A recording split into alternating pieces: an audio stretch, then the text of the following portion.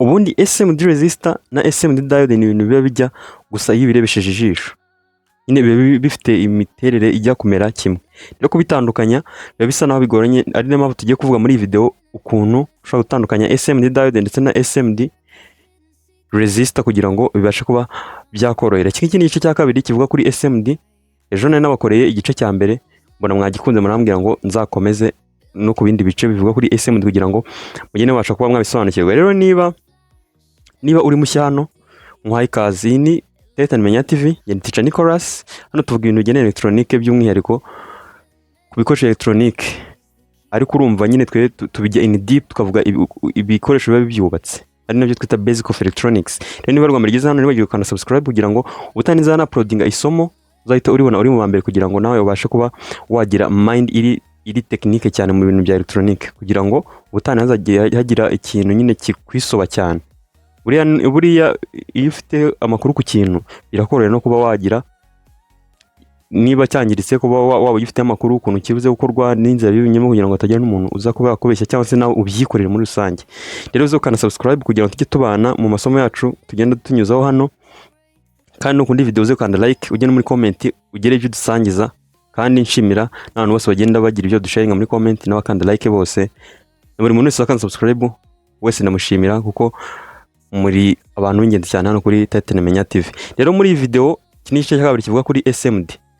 Ejo nabonye hari abantu bavuze ngo nzababwire kuri ziriya SMD zitanditseho ikintu na kimwe, bahita banabihuza ngo nzanazitandukanye na diode, kubera ko iyo urumva iyo resistor itanditseho ifite ishusho nk'ingi ngira muri kubona hano, noneho na diode nayo urumva bijya gusa, byo ni ibintu biteye kimwe ku buryo kubitandukanya n'amaso hari igihe usanga bisa naho bigoranye. Rero nk'umuntu ugeze hano ubwa mbere akaba yumva bino bintu bisa naho bimucanzeho, reka mbanze se n'ubisobanuro aka introduction kuri bino bintu kugira ngo uhite winjira muri mode yabyo, umenye ngo ibi bintu bitangira bite.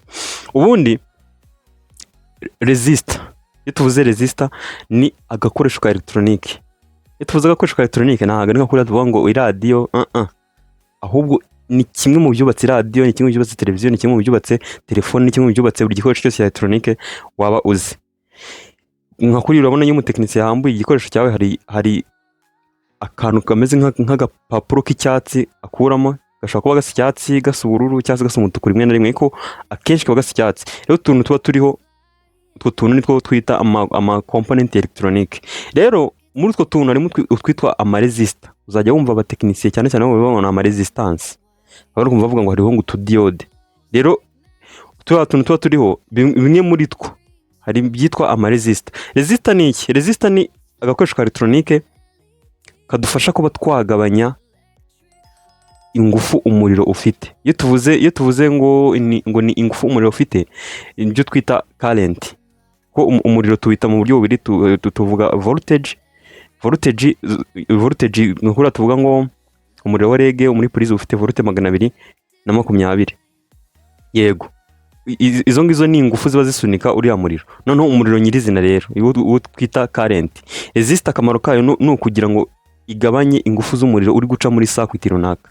Iyo tuvuze circuit ni nka karaka papuro k'icyatsi, nimba nakita agapapuro tubyita board muri electronique. Iriya board biha utuntu twinshi, birano biba byubatse niyo twita circuit. Rero iyo twohereje umuriro, izi resistor tuzigenda tuzishyiramo kugira ngo zigende zigabanya ingufu z'uwo muriro ahantu runaka bikenewe, kuko buri component electronique yose ntago iba ikeneye umuriro mwinshi, hari zo zikeneye mukeya. Urumva tuyikoresha nka protection, nimba ariko nabisobanura mu magambo make. None hakaza n'iki ngiki twita diode. Diode nayo ni electronic component, cyangwa se ni component electronique idufasha kuba twakohereza umuriro ariko ukagenda mu cyerekezo kimwe. Bivuze ngo niba umuriro unyuze muri diode ugenda, ntago wemerewe kunyuramo ugaruka.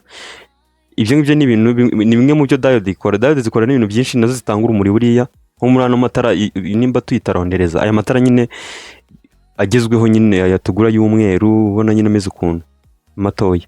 Ari amatara aba yubakishije technology y'ama diode, ari nayo atuma nyine adakonsoma umuriro mwinshi. Rero urumva diode zitanga urumuri, diode zikora protection muri circuit, diode zikora ibyo twita voltage regulation, niko twafata volute ziri kunyura muri circuit tuzishyira ku gipimo kimwe. Niba zanyuragamo ndari nka 24 tuzisetinga zigata zitangira gucamo, noneho zabaye 12 zidahinduka. urumva nyine bidufasha no kuba twaregera amavolute. Muri rusange ngiyo niyo introduction kuri resistor ndetse na diode. Ndizera ko umuntu ubonye iyi video aribwo bwa mbere ageze kuri iyi channel abashije kumvaho iby'ingenzi twamenya kuri resistor ndetse no kuri diode. Kandi nshimira by'umwihariko abantu twabanye guhera igicano itangiye gukora mu mwaka ushize, ngira ngo abenshi barabyibuka. Muri abantu b'ingenzi cyane, ngira ngo mwagiye mubona struggle zagiye zizamo, nyine sinakomeza gukora, ariko nabwiye ko hari imizo tekinike. Ngira ngo nimba muri kumva n'ubu ngubu wenda izi video ndi gukora murumva ko noneho ikintu kijyana na sound, murumva ko noneho cyabaye clear, ikintu kijyana n'ishusho cyabaye clear. Ngira ngo ubushize mwagiye bajyaga bambwira ngo urumva ngiri gukora video ngo hari ukuntu ngahazamo ngo ibintu ngo ntitubone neza ku kibaho, nyine umva ituntu nkuko nyine turi tekinike, amajwi kambwira ngo turi kumva ngo uruvuga gakinga ibiki, ariko urumva ko ibungubu ibintu byose nk'ibyo byose byarakemutse. Nibyo nashaka kubanza gukura ku murongo, gukura mu nzira kugira ngo noneho njye mbahata amasomo ariko mu buryo buri clear. Yego, reka dukomeze. Noneho rero tumaze kumenya ngo introduction kuri bino bintu ni iyihe. Hanyuma rero iyo tubyise SMD nabwiye ngo ni amasayizi. Iyo dufashe wenda radio soniteke zimwe za kera, tugafata na radio za bluetooth, utu radio dutoya nyine ba jene bakunda kugendana dutoya twa bluetooth tuba tuvuga cyane, nyine bagafite ijwi ryiza. Ya soniteke ya kera iba yubakishije technology yitwa through hole. Ejo narabisobanuyeho. Hanyuma rero tukagira n'indi technology yitwa SMD, cyangwa se surface mount device, ari nayo igezweho ituma dukora twasha gukora igikoresho kikaba ari gitoya. Kuri ubona ka bluetooth ari gatoya kandi karimo ama component menshi ashobora kuba wenda yanaruta n'ayari muri soniteke mu bwinshi. Urumva ni size nyine. SMD technology ni idufasha kuba twafata ari ama component tukagira mato cyane, tukagira compact size ntoya cyane. Noneho rero iyo resistor itanditse ikintu na kimwe ihita ijya gusa na diode, ariko hano ngiye kubereka none uburyo dushobora kuba twabitandukanye. Hano hari ikintu kimwe kiba gishoboka iyo resistor itanditseho. Hano ni ku mpamvu ya mbere, iyo dufite body ifite andi ma component yanditseho, ariko hakaba hari du component duto tw'umukara tutanditse ikintu na kimwe. Hano ikintu cyo gishoboka cya mbere nuko izo resistor ziba zifite resistance ya 0. bazita jumper cyangwa bakazita bridge, niko ukuntu bahita babyita. Iyo ifite resistance ya 0 bazita jumper resistor cyangwa se bakazita bridge resistor. Iyo itanditseho kandi ubona muri iyo circuit nyine kuri iyo body ukabona hariho andi ma component yanditseho nta kibazo, iyo ngiyo akenshi bifite 0 ohms cyangwa se 0 resistance. Iki nicyo kintu cya mbere cyo gishoboka. Noneho ikindi kintu gishobora gutuma resistor iba itanditseho noneho ni igihe body yose, urugero nko kuri telefone, buriya nk'abantu bahambura ama telefone ushobora kujya hano hasi muri comment ukabidusangiza ukatubwira ati nta kintu ndabona cyanditse kuri body ya telefone. Muri body ya telefone niho ahantu ushobora gusanga component zose nta nimwe yanditseho, uretse gusa ama IC, ama CPU aba ariho, andi ama nk'izo twita za network IC, za charging IC, nk'izo nizo hari usanga handitseho, kandi nabwo abanditseho iki, abanditseho brand name nyine wenda nk'izina ry'uruganda rwayikoze, ugasanga wenda handitseho Samsung, handitseho wenda urundi ruganda gutya na gutya. Yego, niko akenshi biba bimeze. Ariko muri telefone byagorana kubona ngo resistor ngo yanditseho. Noneho hari ukuntu urumva niba kari muri circuit kameze gutya, kano ka component niba kameze gutya,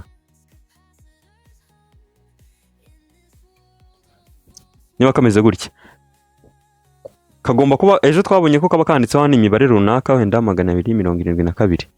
Hari imibare iri kuri no component. Noneho hari n'indi mibare yitwa PCB label, yo iba yanditseho noneho hano hafi, ugasanga hano handitseho wenda R44 n'urugero. Ibi ngibyo byanditse kuri motherboard nyine kuri ya PCB iteyeho iyi resistor. Noneho uyu mubare w'ubwawo uhita ukubwira ngo iyi ngiyi ni resistor, ukiwubona uhita ubibona. Ariko nko kuri telefone nabwo nta kintu cyo cyanditseho na kimwe. Ubu no mubare ugaragaza value cyangwa se nyine ubushobozi bw'ino resistor, cyangwa se n'uyu mubare wanditse kuri PCB ugaragaza niba ari resistor cyangwa se niba ari diode. Kuri telefone byose nayo biba biriho completely. Rero nawe itaziramo ikibazo cyo kugira ngo tubitandukanye. Gusa ariko nabwiye ko igishoboka kugira ngo iyi resistor ibe ifite ohm 0 cyangwa se resistance 0 nuko ibiri ahantu andi ma component yanditseho izi value zayo, ariko iyindi ugasanga nta kintu cyanditseho. Bishoboka ko ifite resistance ya 0. Icyo nicyo cya mbere. Icya kabiri kiba gishoboka kugira ngo umenye value yayo ni ugukoresha digital multimeter. Muri video nagiye mbibigisha, ariko niba mukeneye ko nongera nkakora isomo rijyanye na digital multimeter, ujya hasi muri comment wandikemo ijambo multimeter, nayo nzabibakorera nta kibazo. Ariko gusa muri no minsi ngubu nari mbanje kugira ngo twaye dushyire umucyo kuri kino kintu cya SMD kugira ngo abantu banze gusobanukirwa neza SMD ni ibiki, bikora gute. Maze kubona yuko ushobora kurebera kuri PCB label cyangwa kuri ibintu byanditse, bigiye byanditse kuri board, ugatumenya ngo iyi ngiyi ni resistor cyangwa se ni diode. Mu gihe diode nayo ibiriho, yego ibiriho, noneho yo ibifite symbol ya D cyangwa se letter ya D kugira ngo babashe ko bayi mentioning. Aho ushobora gusanga D15 n'urugero, D4, D50 gutyo, bitewe nyine n'umubare, kuko uyu mubare ugaragaza nimero y'ino component. Kuko nimba harimo wenda resistor 100, bahera ngo R1 R2 gutyo nyine buri ifite nimero yayo. Urumva iyi ngiyi niyo mibare bagenda bashyira kuri PCB mu gihe ariko bishoboka. Noneho ukibona iyi mibare byonyine ubwo biba bihagije ko wamaze gutandukanya zino component. Noneho ngiye kukwereka noneho mu gihe hatanditse ikintu na kimwe, ibi zino vari cyangwa se zino PCB label zose nta zimwe zigaragara ikintu gishoboka. Hano tujya gukoresha icyo twita multimeter nkuko namuze bibabwira, ariko tukagendera ku mabwiriza adufasha kuba twapima component. Hano iyo dusetinze muri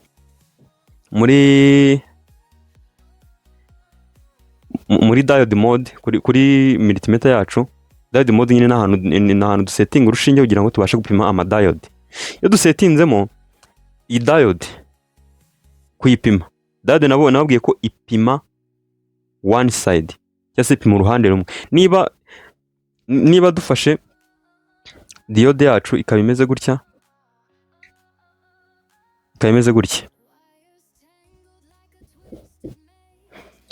tukayipima, tukazana multimeter hano tugashyiraho iriya korodo y'umukara, hano tugashyiraho iriya korodo y'umutuku, hano ni red, hano ni black. Niba dushyizeho hano korodo y'umukara kuri ka gahande gasa n'agasize ibara ry'umweru, hano ni kuri diode nini, ntabwo zino za SMD. Niba tubikoze gutya, hano iratwereka mezire runaka muri appareil yacu cyangwa se muri multimeter. Itubifata tubicurika gutya, mu gihe diode yacu ari nzima, icyo gihe nta kintu iri buze kutwereka. Bivuze ngo yo ipima uruhande rumwe. Icyo nicyo kintu cya mbere kibikubwira nawe gupima SMD. Nayo n'ubundi nikipima. Noneho uyipimye resistor, ikaba ari resistor ifite resistance ntoya, ibasha kuba yapimirwa muri diode check cyangwa se muri diode mode. Kubera ko nka resistor n'urugero, wenda nka resistor ifite wenda nka resistance 300 kumanura, cyangwa se ndumva no muri za 400 bigeramo gutyo. Muri diode mode ushobora kuyipimira resistor ukayibona. Ariko none ikihita kibitandukanye nuko resistor aho wapimira hose ushobora gushyiraho ari amakorodo gutya agapima, wahindura gutya agapima. Ariko kugira ngo wizere ko meziri uri kubona ari za nyazo, bisaba ko byibuze iyi component wabashije kuyikura muri circuit yawe. Nzabereka hari n'akapareye kameze nka penseti ku bantu batayizi, kaba ari agakoresho kameze gutya.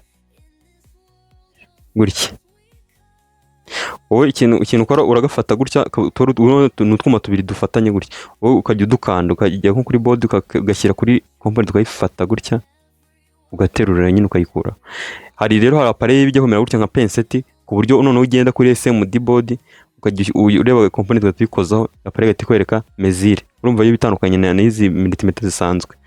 Yego, urumva ko ibyo ngibyo nabyo ni ibintu by'ingenzi ubashe kuba wakuramo iyo component, ubundi uyikuramo ukayipimira ku ruhande ugatumenya ngo ni ibiki. Hanyuma none ngiye kubwira none impamvu usanga ku matelefone cyangwa se ku yandi mabodi mato cyane, ariko cyane ku matelefone ubundi niho hantu bigaragara, usanga nta kintu kimwe bigeze bandikaho. Haba hari aba hari impamvu nyinshi zishobora gutuma batandikaho. Impamvu ya mbere, space. Impamvu ya mbere ituma batandikaho hariya ni space cyangwa se umwanya. Kuko urabona ukuntu body ya telefone bingana iba ari ntoya cyane ku buryo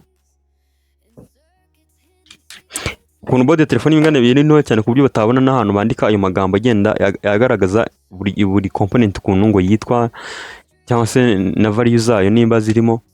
Urumva biba bigoranye, niyo mpamvu batari bakunda kubita babyandikaho. Ikindi kintu cya kabiri ni icyo twita OM. Ibi ngibyo ni standard z'inganda nyine kugira ngo birinde ko hagira umuntu uyigana cyangwa se hagira umuntu upfa kwita amenya ibyo yose akwita mu buryo bworoshye. Ibi ngibi nabyo bishobora kuba byabitera. Tubonye yuko bishobora guterwa na space cyangwa se bigaterwa no kuba badakeneye ko hazagira umuntu ubasha kuba yasobanukirwa iyo sakuti mu buryo bworoshye. Ikindi kintu gishobora kuba cyabitera nanone ibyo twita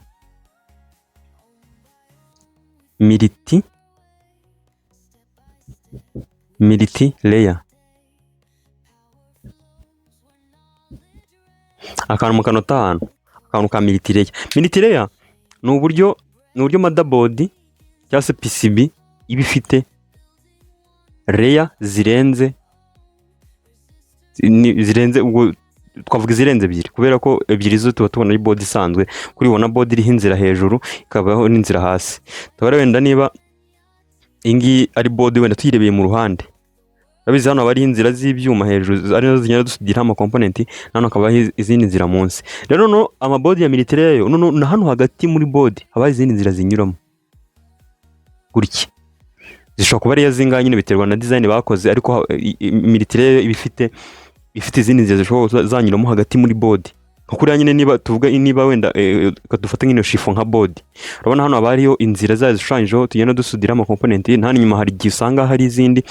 None kuri militaire yo haba n'imo izindi zipasuramo hano hagati ku buryo utapfa kuzibona. Rero nk'aho hano nka board imeze gutyo iri militaire, akenshi nazo bakoresha mu smartphone. Buriya smartphone akenshi zifite ama militaire board. Rero nka board imeze gutya nyine gusobanura ama component ariho akenshi bigoranye, nyine ugasanga biri gutuma batarigeze babasha kuba babyandikaho. Rero niba iyi video hari ikintu ubasha kuba wanyungukiramo, kandi like. Hano ugejeje na video hano uri umuntu ingenzi cyane, tugorane kuri Menya TV. Ugibuka gukanda subscribe kugira ngo ninza na uploadinga video utazajya kugira uri mu ba mbere. Reka duhuze muri video z'ubutaha. Ciao.